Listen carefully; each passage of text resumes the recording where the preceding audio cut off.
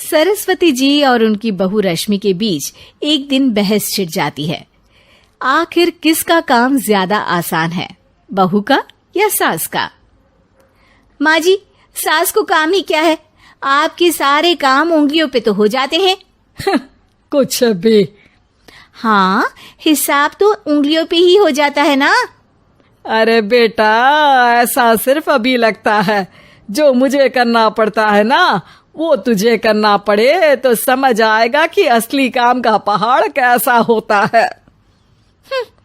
ठेले बराबर वजन भी नहीं है आपके काम में, और बात पहाड़ों के वजन की कर रही हैं आप। तू ऐसा करती ही क्या है घर में बेटा, ये तो बता मुझे। मैं थोड़ी ना कुछ करती हूँ, सब जादू से हो रहा है इस घर में। अरे एक दिन मेरा काम करोगी तो समझ आएगा। Okay okay, shut up. कल से मैं घर के काम करूंगी और तू मेरी जगह हर चीज का हिसाब रखना, ठीक है? ठीक है, ये भी कर लेते हैं। ये सास बहू की डील के बारे में रश्मि के पति अमन को नहीं पता था, और ना ही अमन के पिताजी सुरेश जी को। पर गेहूं के साथ साथ जैसे घुन भी पिस जाता है, ये दोनों भी पीसने वाले थे। सुबह अमन उठकर रेडी होता है ऑफिस जाने के लिए, तो पता है उसके कपड़े नहीं निकले हुए हैं। अरे रश्मि, तुमने मेरे कपड़े नहीं निकाले? अपनी माँ से पूछो ना, उन्हीं का काम है ये। अमन अपनी माँ के पास जाता है। अब मेरे कपड़े आज आप देने वाले हो क्या माँ? हाँ, देना तो मुझे ही चाहिए, पर तेरी बहू ने कपड़े धोने ही नहीं डाले, तो कोई भी धुला हुआ कपड़ा नहीं है बेटा। हैं? ऐसा क्यों? कपड़े तो धोने आप ही देते हो ना माँ? अरे बहू ने तुझे बताया नहीं, अब हम अदल बदल गए हैं। मैं अब बहू और तेरी बीवी सास। अमन परेशान हो गया। वो बिना इस्त्री के कपड़े पहनकर ऑफिस चला गया। सरस्वती जी अपने घुटने के दर्द के कारण झुककर घर साफ नहीं कर पा रही थी, और ना ही खाना बनाना याद रख पाई।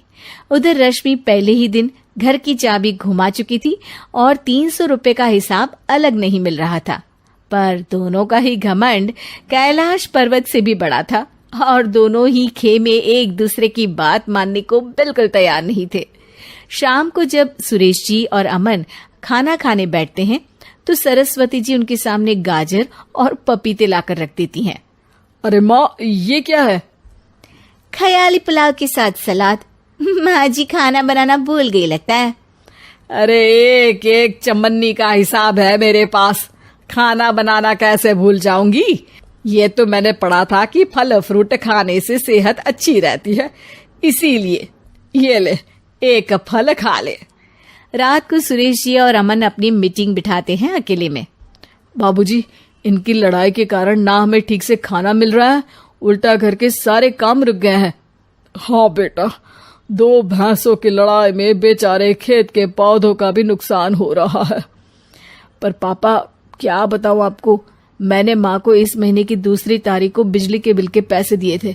आज बिल भरने के लिए मांगने गया तो पता चला कि रश्मि उन पैसों से गैस सिलेंडर ले आई। अच्छा, तो सिलेंडर के पैसों का क्या हुआ? अब सिलेंडर के तो कोई पैसे नहीं थे बाबूजी, हमारे घर पर गैस की पाइपलाइन लगी है ना।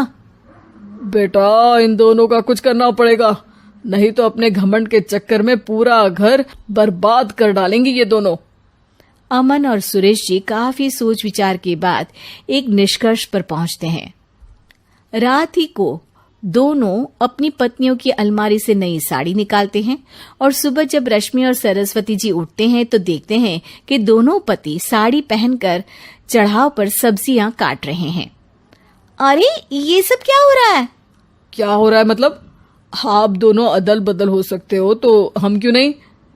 अरे क्या मतलब?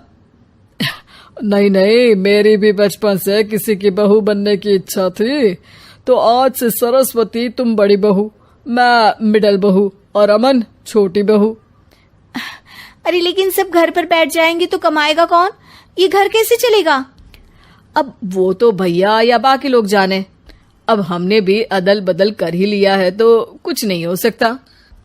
रश्मि और सरस्वती जी को समझ में आ जाता है कि उन दोनों की आपस की डील की वजह से इन दोनों को बहुत तकलीफ हो रही है और उनके ईगो ने दूसरों को कितनी यातनाएं दी है। अब असल में माँ जी आप सही थी, सास बनना बहुत मुश्किल है।